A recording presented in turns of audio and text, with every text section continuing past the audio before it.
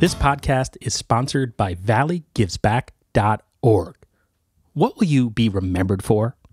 Name a Valley nonprofit in your estate plan and create a legacy that tells future generations what mattered to you. Making a gift that costs nothing during your lifetime is easy and revocable if things change. With a planned gift, you have the power to impact the Valley forever without affecting your current lifestyle. Your action inspires others to make a difference in their own way. Remember the Valley. Ask your accountant, financial planner, or attorney about planned giving options. Plan now. Give later. Impact tomorrow. Learn more at valleygivesback.org. For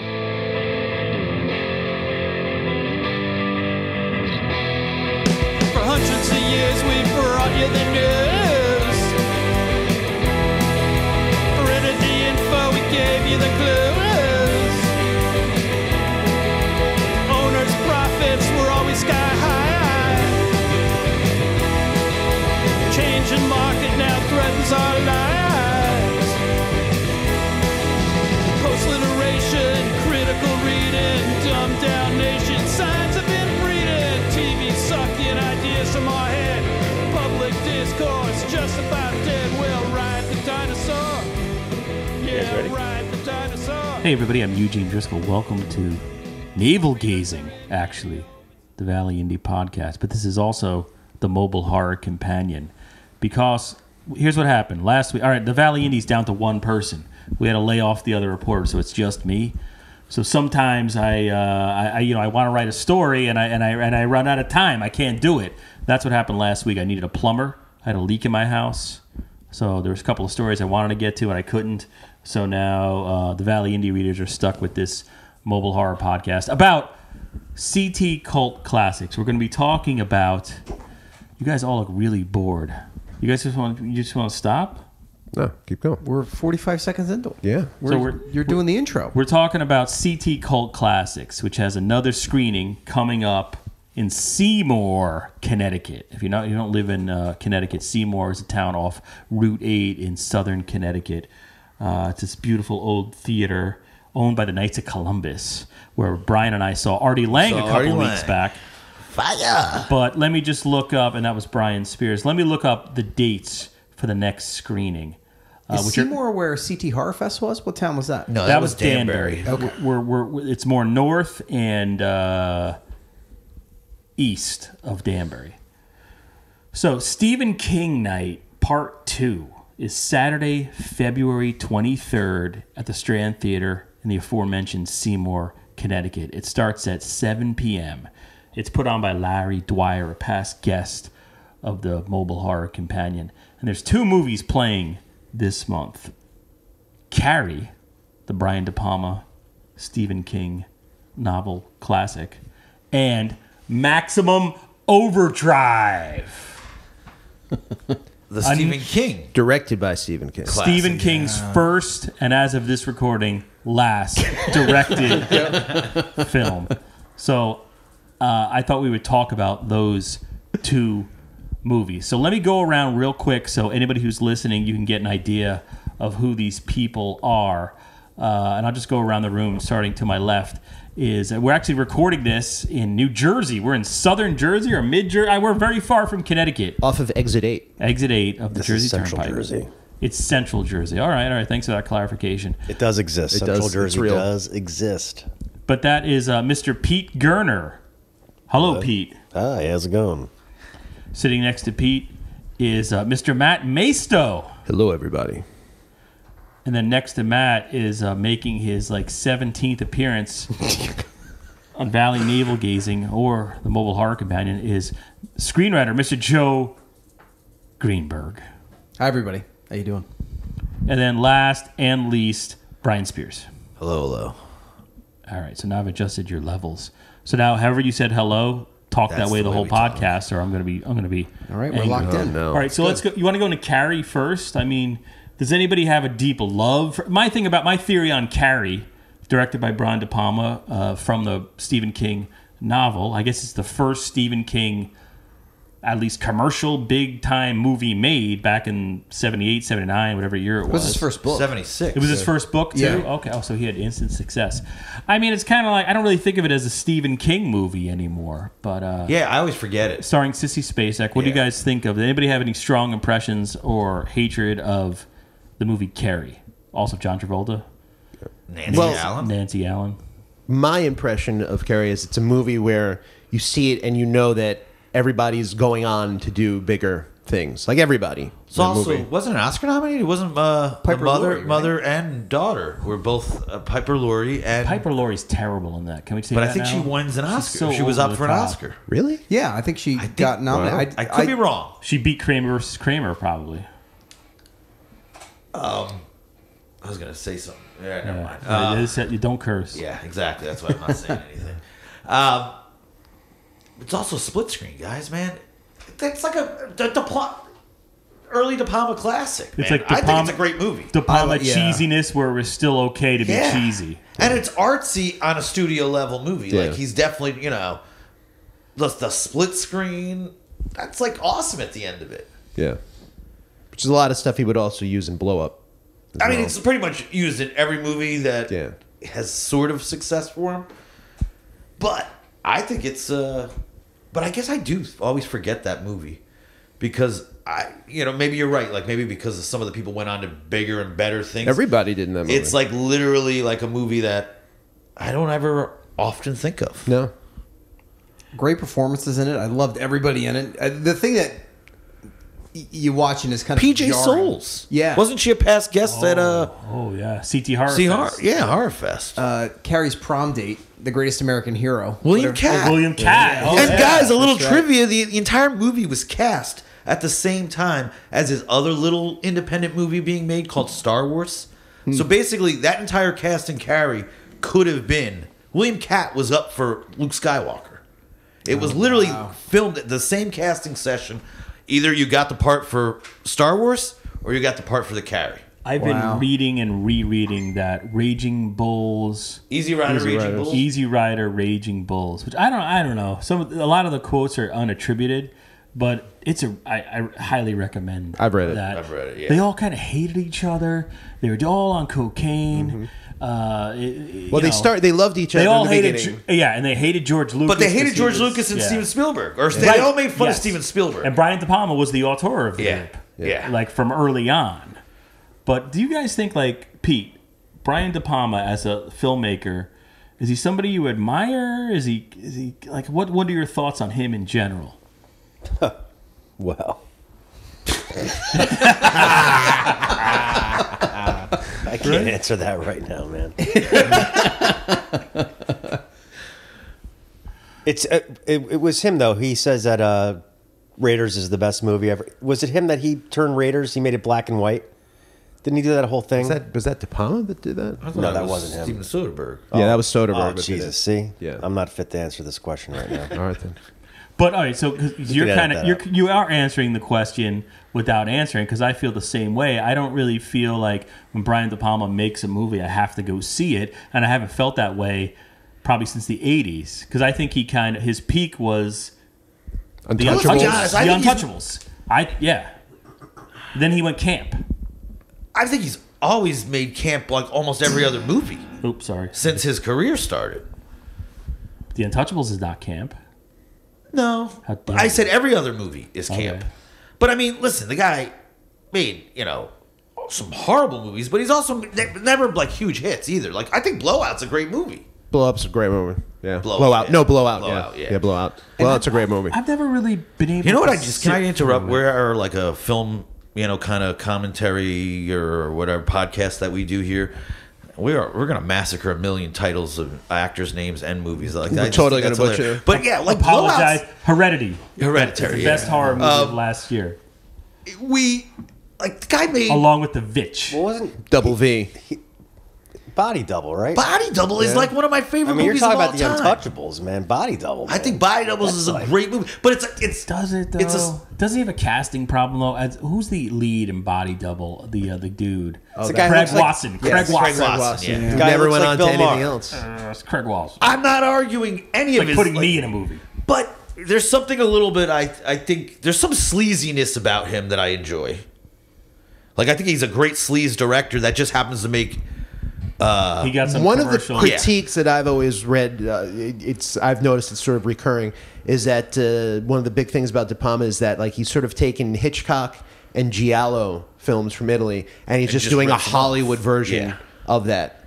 But he makes. Have you guys ever seen Snake Eyes? the documentary. The documentary is incredible. Yeah. It's just I saw that. That being was a good- interviewed about his movies, and I mean, He's so honest. He was Yeah. super and He like very admits he- down and he very down to loves- earth. I was surprised how down to earth he came across in that. He literally admits to ripping off Alfred Hitchcock because he liked the guy's movie. He's like, what else would you do? yeah. What about Carlito's Way? I guess that's the other one. I don't like that movie. See, I People watched love it. that movie. I don't. But know. that's the other thing. It's like revered in the level of. I also don't get Scarface. I was much. about to say that I think I people forgot love about Scarface for Scarface. all the Holy wrong cow. reasons. It's so campy and cheesy, and like it sort of became this thing in the early 2000s about everybody. Like you'd go to see like MTV Cribs, Well, yeah. and everybody would always have Yeah. the Scarface, which he poster. actually talks about on his. It became a whole hip hop thing. Yeah. Yeah, it became a hip hop thing, but I think people now like where it used to be, people loved it for the camp. I think people are just like, yes, look at him like shooting everybody and the cocaine's blowing up. That's and, it. that's The amazing. last 10 minutes. Which of actually, the that movie. one of those scenes was directed by Steven Spielberg. Yes. Yeah, it's De a Palma also documentary. did the first Mission Impossible, right? That's right. Yes, he did. Which got him like his 2000s. Yeah. Like that started 2000s for him, basically. Like which resurged his career because he also did Mission to Mars, guys. He also did the Black Dahlia Murder. Yeah. The Black Dahlia was James Ellsworth, That a one, huge which is a flop. great book. Like incredibly Yeah. layered. But then he gets Josh Hartnett to like star in it. Doesn't exactly carry it. So I don't know if the guy's ever made. I think like Mission to Mars might have been one of his biggest movies. Here's my problem with De Palma. I think the guy can't cast movies. If you look at, I like Carlito's Way to a point. I think it's better than Scarface. I rewatched It's better it. than Scarface. I rewatched it in the last year, but where the movie comes to a grinding halt is what's her name? Penelope Ann Miller. Yes. Yeah. She's terrible. He's got this thing where he can't. Nancy Allen, terrible in all his movies. He's got a thing where he just puts bad actors. It's a Rob Zombie, Sherry Moon Zombie thing. Where Raising Cain, another really kind of right. weird, crazy right. movie. because you got like Carlito's John Way. Lithgow. Carlito's Way. You got Sean Penn and Sean Penn steals the movie. Yeah, he's incredible, and that's also Carlito's Way. It's sort of on the verge where John Leguizamo, his only good movie. yes, and Louis Benny from the Guzman, one Bronx. of his first Louis movies. One of Guzman. his very first movies. Yeah, yeah. It's pretty. I mean, it delves, but the whole relationship between Al Pacino and Penelope Ann Miller is just, it doesn't work at all. It's bad. But just you had Bad. we mentioned a couple different things about Nancy Allen. Do you not like her in Carrie? Did somebody say that? She's not. Yeah, I don't she's think she hardly can in it. act. yeah. Yeah, I don't really remember. Like Whenever I see her, I think there's a reason she stopped working eventually because somebody eventually figured out, oh, she doesn't have the ability to act on screen. I think of PJ Souls more than I think of her when it comes Well, to I just Carrie. that I whole think of her and group. Travolta, and her being the manipulative, not a lady. I just think that whole movie, like, well, I mean, bring it back to Carrie. It's like Yeah. it's also like that type of high school movie where you definitely had 30-year-old people playing high school kids and stuff like that. But I mean, it was a timeless thing. Like I just think PJ Souls, Nancy Allen, they all blend together. Yeah. They're just the Yeah. misfit girls of that Yeah. time, which was very Yeah. common in that frame of mind. But So we tried to get Larry Dwyer, the organizer of CT Cult Classics, onto this podcast I messaged him on Facebook about 10 minutes before we started recording. Not exactly giving him a lot of time. So he's at his nephew or niece's birthday party of some kind. well, happy birthday. But yeah, because I wanted to ask, okay, so you got the other movie playing here is the one I really want to talk about. Maximum Overdrive. Yes. So I said, Larry, what are you trying to show? Like the best Stephen King movie ever made and the worst? Like, what are you doing here? Why would you show those two? It's a sort of an odd pairing. And he said, no, that's not what he was going for. He said this guy, Mike Simonetta, who takes all of the trailer ideas and puts them together for these CT Cult Classic shows, runs the projector and has been asking Larry forever to screen Maximum Overdrive. That's awesome. Yeah, this guy we should get on the podcast. He loves it. And then Larry says he also loves it for its zaniness, but it's definitely not a good movie. Then he reiterates that Mike loves it. So it's just this is a love letter to Mike Simonetta, who I've never met. But so Maximum Big up, Mike. Overdrive. Big up. Okay, so here's the thing about Maximum.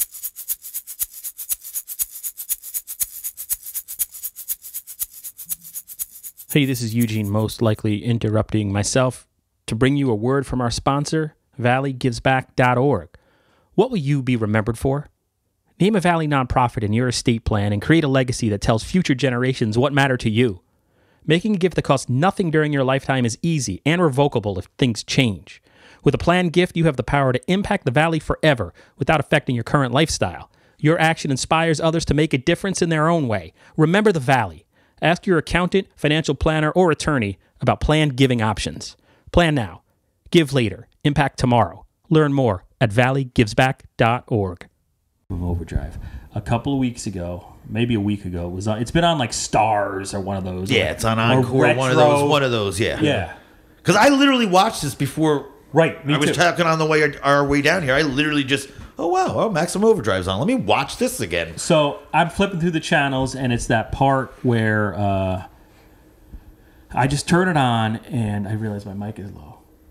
The like cart, it's like sort of a glorified golf cart with the M60 attached, and of course it's an M60. It's the 80s. It's right out of Rambo, right? Stallone would carry that thing around.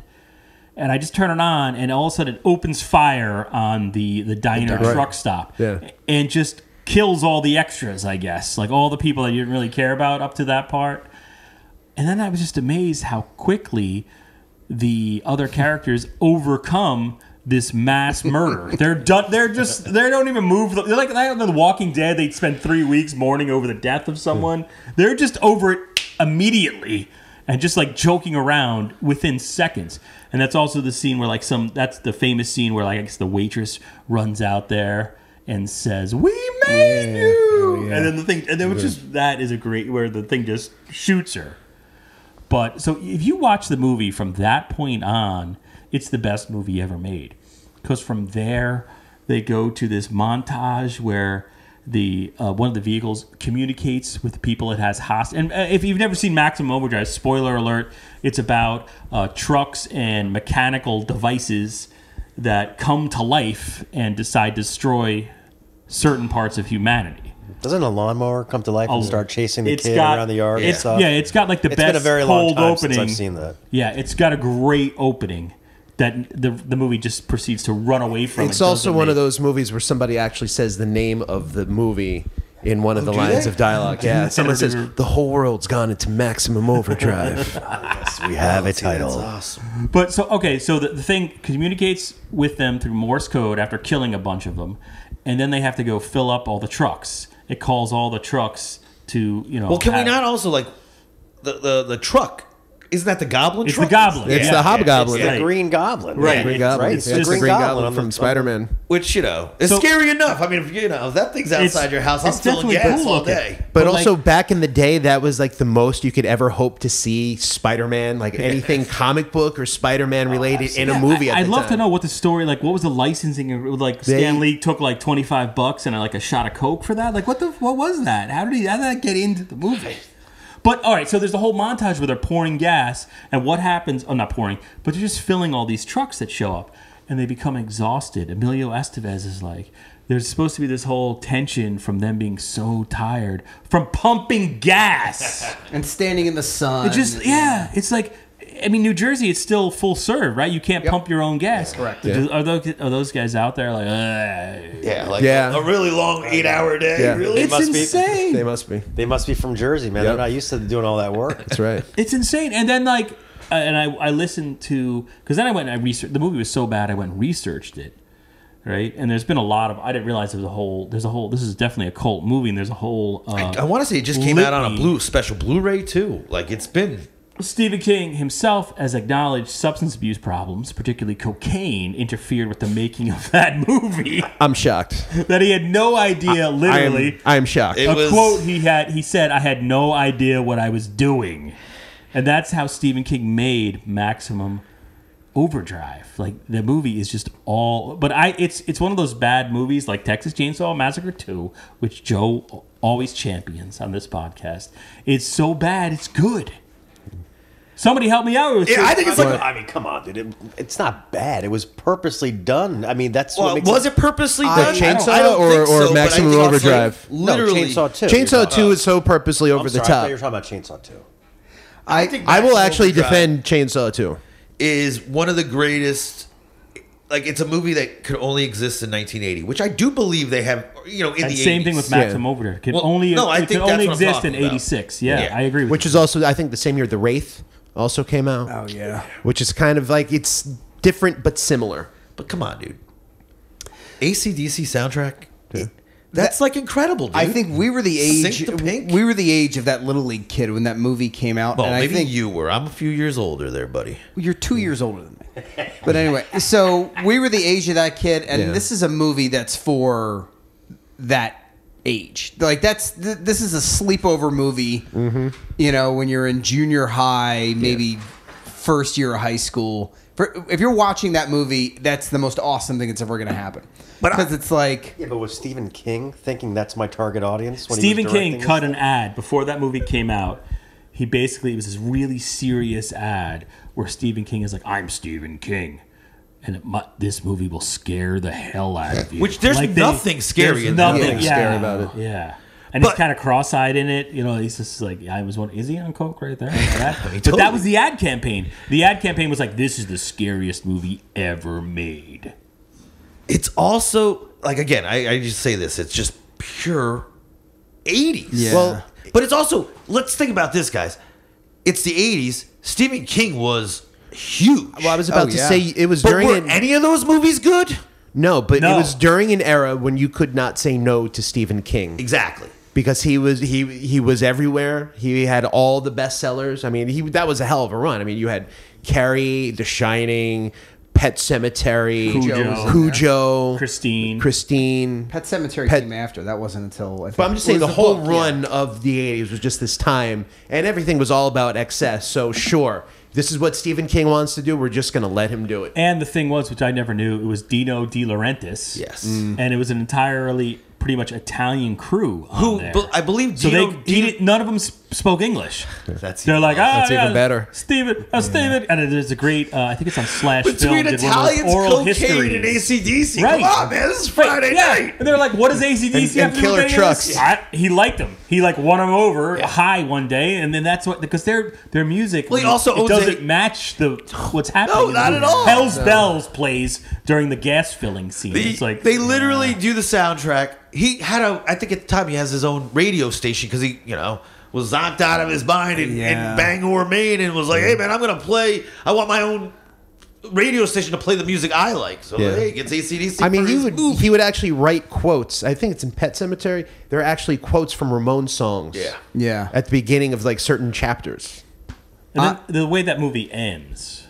All right, so they go. All right, so the M60 mows down a couple of people. Nobody really seems affected by it, including a child who lost his father. Doesn't really seem to be affected by the fact that There was no time to mourn that type of stuff in the 80s.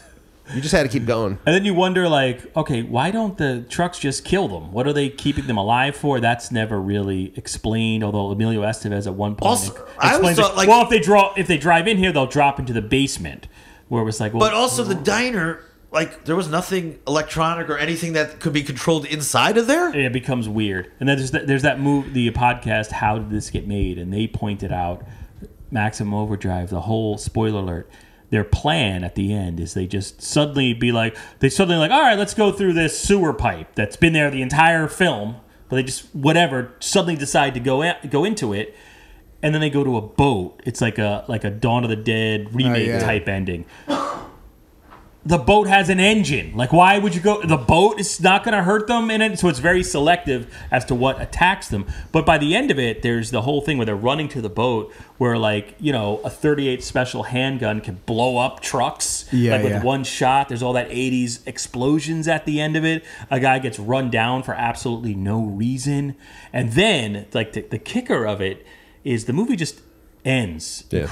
abruptly, like incredible. It's just over, and then there's like a title The bag screen. of coke ran out. Right, it's like the cocaine's out. The guy they didn't ran show out of up. money. Then the Italian guys were like, and I'm doing this accent from the oral history on Slash Film, but they're like, hey, Stephen King, by 10 a.m. he had 10 beers. Like, he was okay, but he had 10 beers by 10 a.m. But the literal ending is just a title that's just like, oh, and by the way, a couple of days later, everything was fine. They had to write in the ending. They just, this movie's over, and here's what happened, and they just typed it. So I love Maximum Overdrive. I think it's great. Now, a little bit of trivia. I think we talked about this on a previous episode. Maybe it was you guys who were talking about it. The guy in the arcade in the beginning of that movie. Do we know who this is? I do, yes, but only from reading it online. Oh, you didn't recognize him when you saw, or have you not? I didn't see. I only watched it from the M60 mowing down the extras on. But yeah, it's what's his name? Gustavo Fring or whatever. Esposito, yeah. Yes. Yeah, it actually has a great cast. Oh yeah. Well, it's Yeardley Smith is right. She's who went on to do Lisa Simpson or whatever. She's in it. Then it's got Bill Hingle, the old character actor, who's great. He's been great in a million things. Emilio Estevez he's effective. He's effective, and he was box office gold at that time. But even like the actress, his counterpart, the female lead is kind of like I don't know what my character was. I'm not sure what I was supposed to be going for here. I was really young.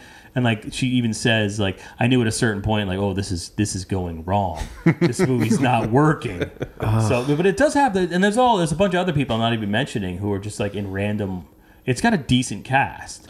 So what I do like about this selection for these two movies is sometimes when they do the screenings, they do their double features. This is the perfect. If it is Carrie first, then Maximum Overdrive. Maximum Overdrive is like the perfect movie to kind of end it because it's like you can be into it. Yeah. Hopefully the crowd's into it. See now, I mean, I would be 3 sheets to the wind and like if we put this on, it would be Maximum Overdrive first and Maximum Overdrive second with an intermission to go to Jimmy's a couple of doors down because that's the really proper way to see this movie. That's how Stephen King made it. And I guess they were there. And then like the whole other weird thing is. That actress, I guess she became a writer of some note. The actress who played opposite Emilio Estevez, but obviously she made that movie. She didn't really get anything else. Yeah. But she's like looking back, it was like Demi Moore would fly into the set, Tom Cruise. Because they were all friends at the time. It's in the Brat Pack sort of right as he hit. Yes. And so that's what he's making in Wilmington, North Carolina, where there were these tax breaks where he could bring in the Italian crew and not have to pay them union wages. Yep. So there's that whole. Plus, he had that whole monopoly. Like he made Cat's Eye. Like they had a whole. Like he's the one that made all the Stephen King movies. You know what I mean? Firestarter. Right. I didn't realize any of that. Yeah, because him and Dino De Laurentiis and Stephen King just got along. Probably because they were just like whatever. Yeah, it's a whole. It made me look at Stephen King a whole other way. We talk about 80s. Like I do think like what's funny is when we watch movies today, we're old enough now. Like when they do an 80s movie, it's so clicky. You know what I mean? It's so cliche. Whereas the 80s, like things blow up. Like, I bet you all those people got mowed down, and not one of them, like, they didn't have blood packs back then. You know what I mean? They all just fall down, and then there's blood later on. But there's one guy that gets shot like Miller's Crossing style 100 times. But it's just that's such of the excessive 80s. And again, you think Stephen King, the biggest writer, the biggest horror name, and that's the movie he makes. Yeah. It's almost like it's the epitome of everything. I'll say this. I'll say this though: if there is a Stephen King property that is ripe for a remake, I would say it's Maximum Overdrive. But they have. I believe it's called Trucks, if we look it up. But I'm saying just taking the concept of like automated stuff, like, especially the world we live in where we're plugged into Alexa and Siri. I agree, and all this stuff. Like, I love that Matt has a dog asleep on his arm right there. She's totally Pete tired. does too. Out. Yeah, look at these guys. You guys are a picture of Domus. I don't know what that word is. But what do you guys think about the controversy, I guess, that emerged, actually, because I'll post this Monday, with now they're remaking Pet Sematary. Yeah, it's done. And there's, it's coming out. Yeah. The trailer, a new trailer. Reveals the twist. What is the twist? Guys, I didn't watch it, so I don't know. Wait, spoiler alert. Yeah. What's the twist? The twist is it's the doctor and the two kids, the little boy and the 10-year-old daughter, however she is. In this version, the daughter is the one that dies. Oh. I thought the twist was John Lithgow was playing the I thought it was Redwood part and doing it without a New England accent. No, I thought the twist was that John Lithgow plays every part in the movie. Yeah, but no, that would have been awesome. It's completely different. The mother doesn't go away and leave him alone. Like they're there with. Right. So it's like a reimagining of the. But I did hear they give everything away in the trailer. Yeah. But I'm sure they're still going to do the flashback sequences with the sister. Yeah, I mean, and all of this is in the Zelda. trailer. You see the back, and you kind of know what that is. And but is anybody deeply offended by that? Like, I'm kind of like, all right, I think that's a movie. All right, I'll see a remake of Pet Sematary. I kind of dug the first movie. And I saw it I remember seeing it in the theater. Yeah. The funny thing is, I remember more bad Stephen King movies than I ever do the good ones. You have to be like, oh yeah, like I said, Carrie.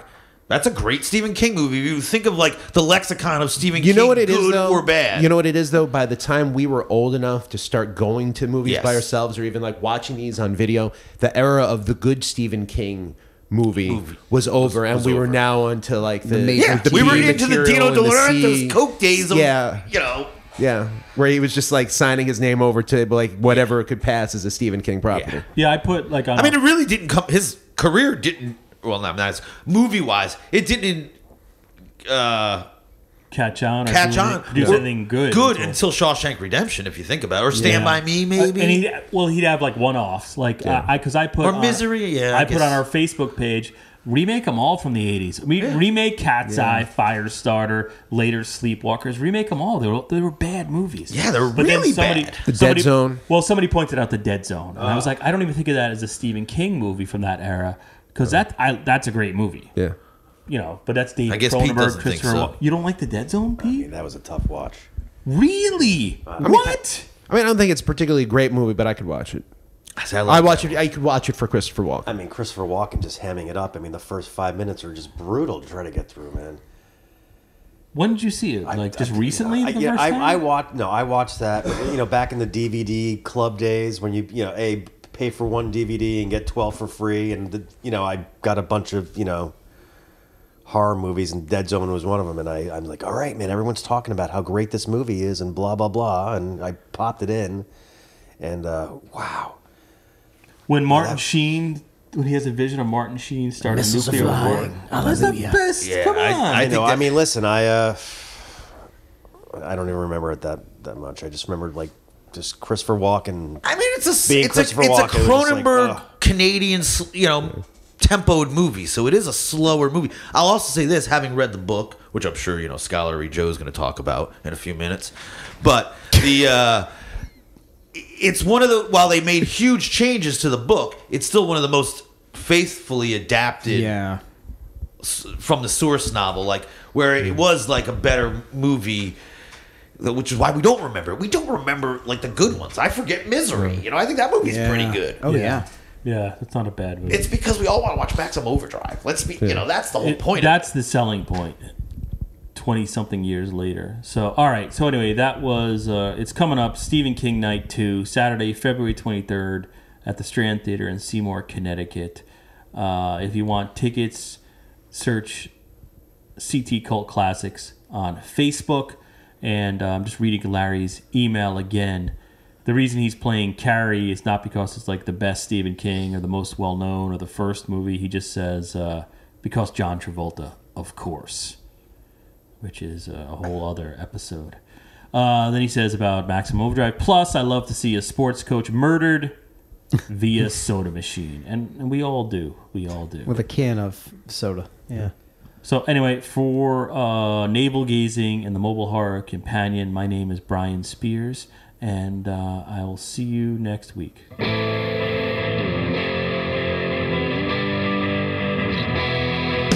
hundreds of years we've brought you the news.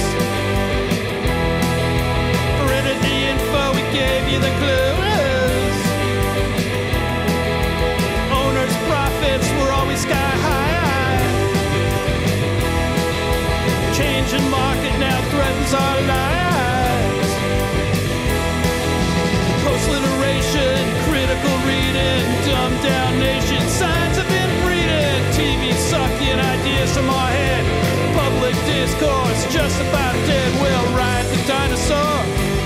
Yeah, ride the dinosaur. Our readers are in the opens each day. Online clickbait, a prurient way. It's free information here to stay.